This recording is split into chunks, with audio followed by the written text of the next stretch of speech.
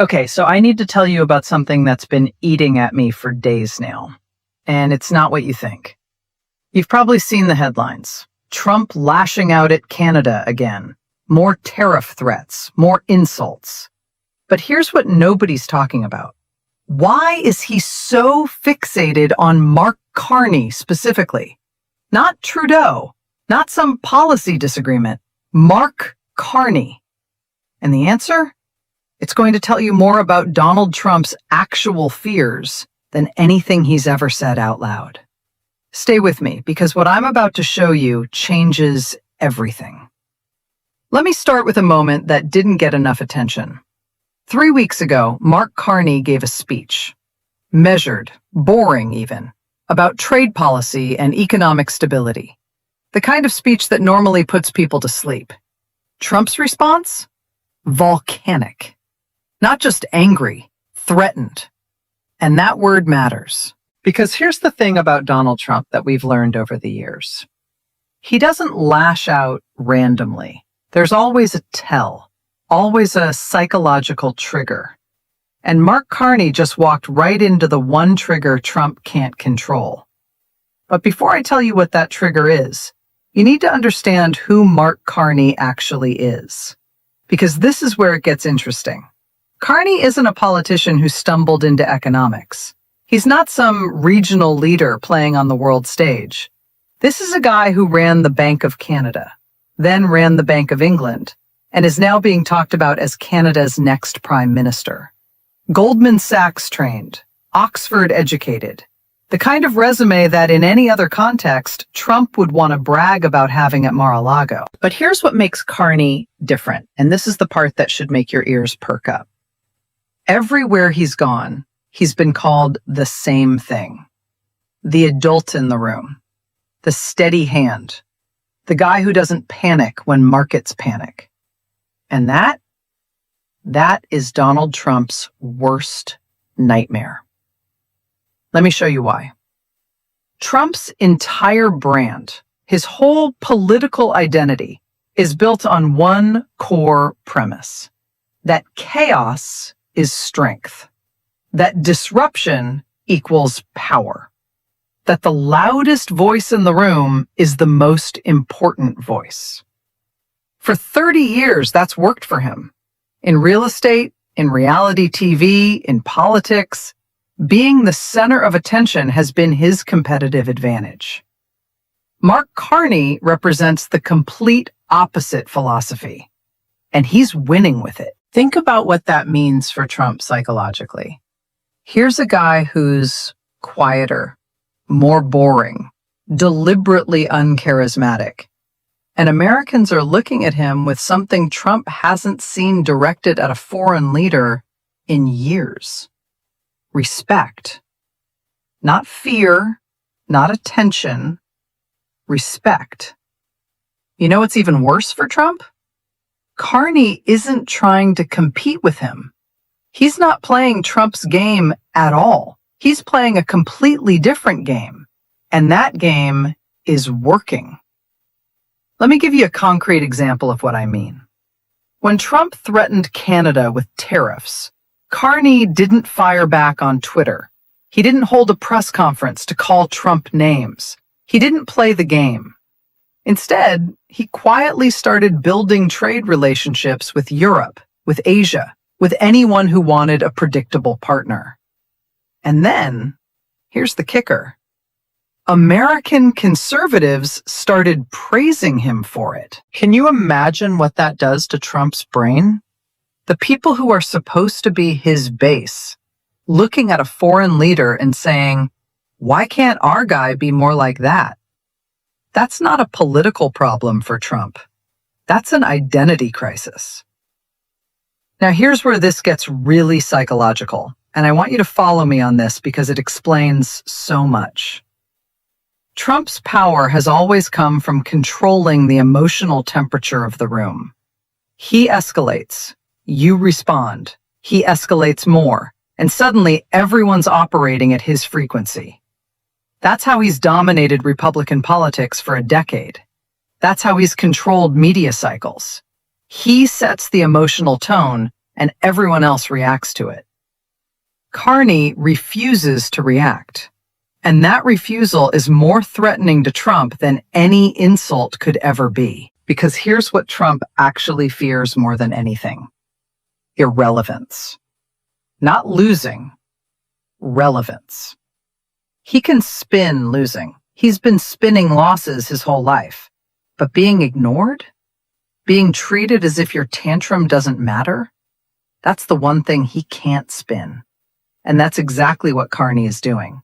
Not ignoring Trump out of disrespect, but treating him the way you treat a problem to be managed rather than an enemy to be fought. It's clinical, it's cold, and it's working. Let me show you the pattern, because once you see it, you can't unsee it. Every time Trump attacks Canada, Carney's response is some version of, "We remain committed to our partnership with the United States." Boring, right? But watch what happens next. While Trump is still raging on social media, Carney is on the phone with European leaders, Asian trade ministers, building exactly the kind of stable, predictable partnerships that Trump's chaos makes impossible. In other words, Carney is using Trump's volatility as a competitive advantage. And Trump knows it. That's why he's so angry.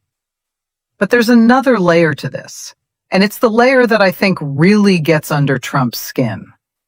Mark Carney is everything Trump pretends to be. Think about it. Trump sells himself as the successful businessman, the deal maker, the guy who knows economics. But Carney actually is those things. He actually ran central banks. He actually stabilized economies during crises.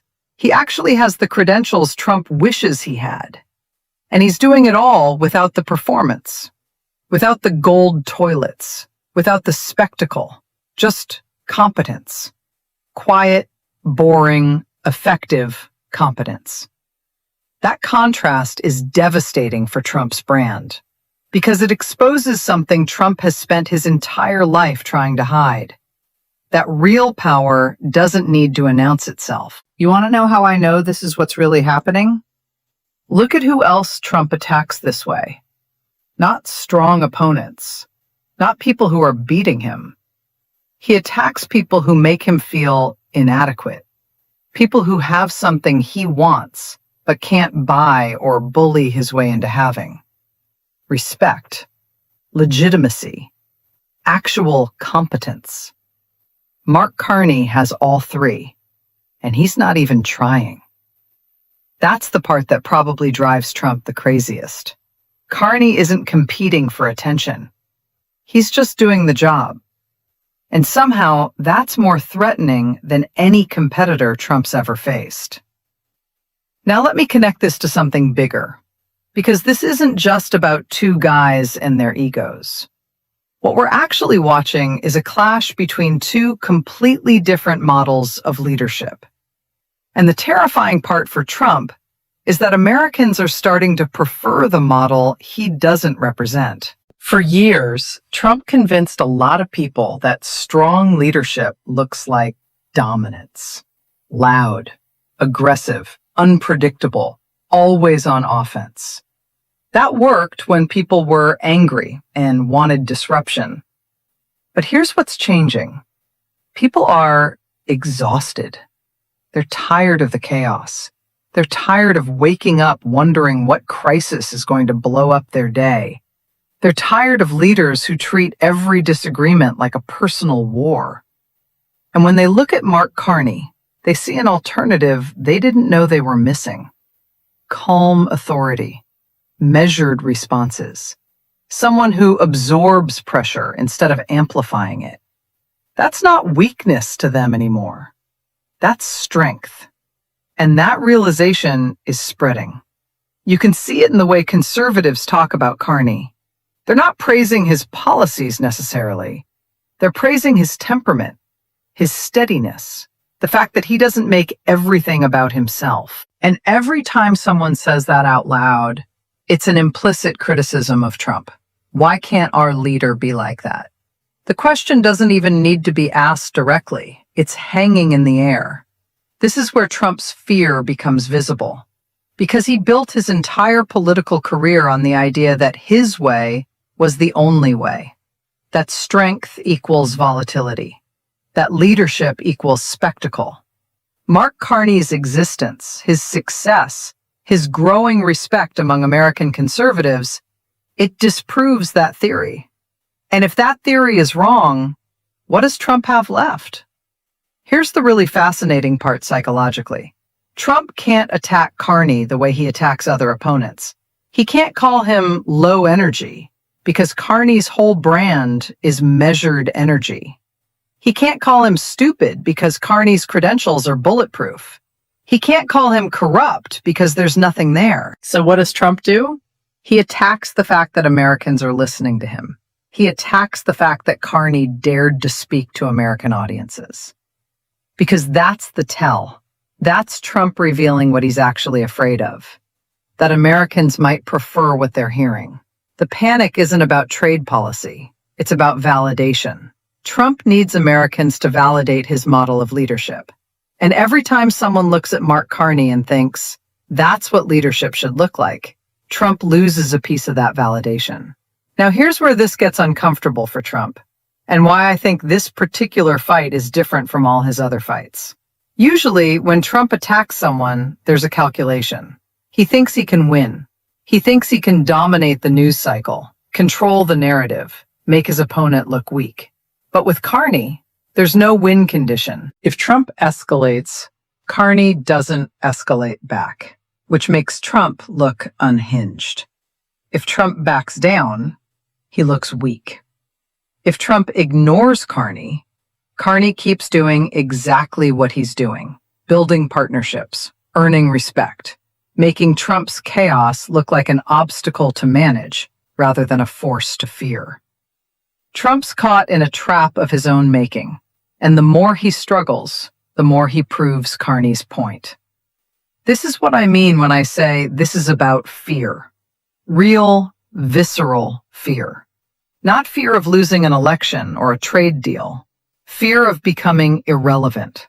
Fear that the world is moving on. Fear that his model of leadership is being replaced by something he can't compete with. And you know what the saddest part is? Trump's right to be afraid, because what we're watching in real time is a shift in what Americans consider legitimate leadership. The spectacle is losing its power. The chaos is losing its appeal. People are looking for something different, something steadier, something that doesn't exhaust them. Mark Carney didn't set out to become a threat to Donald Trump. He just kept doing what he's always done, being competent, measured, and effective. But in doing that, in refusing to play Trump's game, he became the one thing Trump can't handle, a mirror, showing Americans what they've been missing, showing them that leadership doesn't have to be a performance, that strength doesn't have to be loud, that power doesn't have to be chaos. And once people see that mirror, once they recognize what's been missing, Trump's whole brand starts to crack. That's why he's so fixated on Carney.